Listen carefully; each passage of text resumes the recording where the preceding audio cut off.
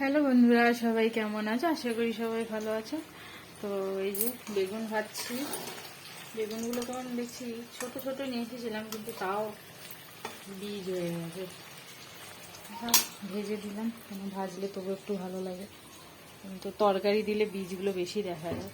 তো আর এই যে উচ্ছে আলু ভাজা, উচ্ছে আলু ভেজে রেখেছি এই যে। আর হচ্ছে মাংস আছে, মাংসটা আমি বাড়িতে করিনি, মানে গণেশ পুজোর জন্য জানিব মাংস টাংস আমি কিছুই করছি না বাড়িতে। প্রায় 10 দিন, আজকে জাস্ট 8 দিন হলো, আরও 2 দিন মানে শনিবার রবিবারের দিকে আবার বাড়িতে মাংস হবে।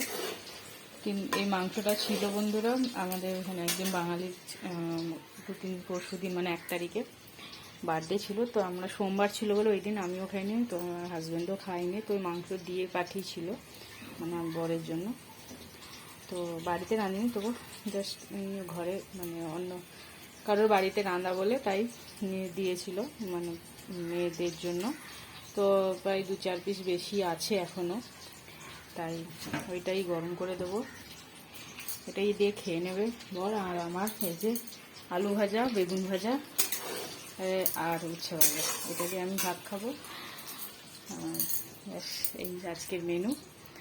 আবার রবিবারের দিকে মাছ টাছ নিয়ে এলে তখন আবার মাছ টাছ হবে।